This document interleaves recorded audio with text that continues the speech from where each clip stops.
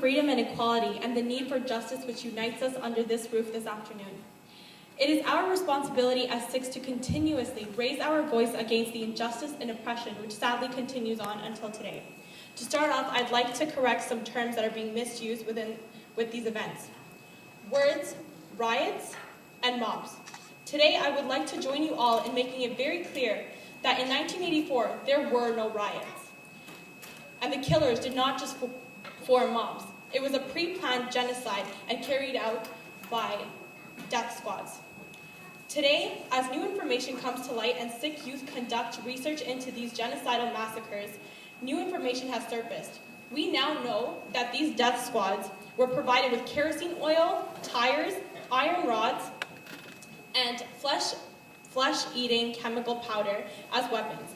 They were bussed in on the Delhi transit system, and they were provided with confidential voters list.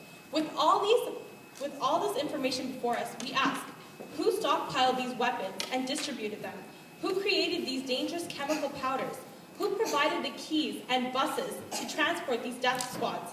Who were responsible for severely undermining the very notion of democracy by using voter lists as death lists? But above all, who can rationally and logically call these acts an act of democracy and the nation that perpetrates it a democratic nation? Now today, as we continue to see the lasting legacy of these genocidal massacres, we hear of the Widows' Colony. But as Sikh youth, we plead to the Bund to remember the resiliency of these women, for the residents of this colony are not just widows who lost their spouses due to an illness or a tragic accident of some sort, but they are victims of murder and slaughter. They have survived through the 1984 Sikh genocide.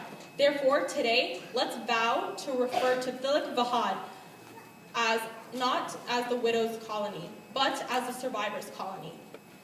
November 1st, 1984 began a 4-day killing spree where more than 30,000 innocent Sikhs were strategically targeted and brutally massacred by the state of India. Little children were ruthlessly murdered by having their limbs pulled apart or by being roasted on gas stoves. While preparing ourselves for our annual event conducted by the Sikh Activist Network, our research has unveiled that Human Rights Watch has also documented that children were hacked to death and body parts found. Some bodies were even found beheaded. Further, thousands of women were raped by death squads headed by authority figures such as police officers who are now roaming free and enjoying the impunity and various promotions for serving the genocidal tendency of the Indian state. Let us be clear, not only did the state organize this genocide and deny the victims justice, but also rewarded the perpetrators, such as Kamal Nath, Jagjit Titler, Sajjan Kumar, and H.K.L. Bhagat. As a part of Sikh Youth, I have engaged myself in various pro-justice, anti-oppression, and pro-Sikh events, and I am always approached with the same questions. You are 17 and in Canada. Why do you care? It happened 28 years ago. Why can't we just forget about it? Whenever I am approached this way, I am overwhelmed by the emotion of abundance that is loaded in such a question. But what is more frustrating is that the mentality is purposely propagated by the state forces and is an attempt to curtail our quest for justice.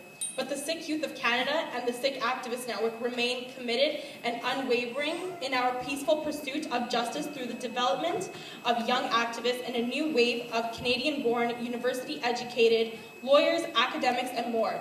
We vow and promise you today this struggle will continue. Today we feel a momentum that this will continue to build. Working alongside organizations such as Sikh Vision, through peaceful, calculated, and rational responses, we will get justice. Being a young Sikh woman, I feel saddened by the stories. I am a victim of the genocide. Hurt by the result of bloodshed and outraged by the Indian government's attempt to hide the truth. Sikhs were left defenseless after the police disarmed them before the death squads attacked. Where is the justice? Where has the humanity been washed away to? Where are Guru Gobind Singh Ji's sons and daughters who will not settle down until we receive justice? Bole so nihal.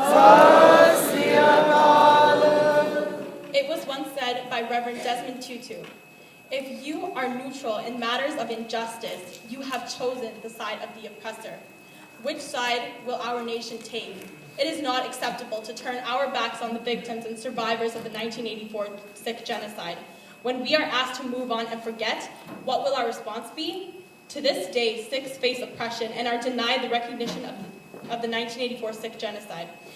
On behalf of the Sikh Activist Network, our response has always been and always will be, we choose the side of the oppressed. We stand firm in the call for justice and cannot and will not forget a continual genocide.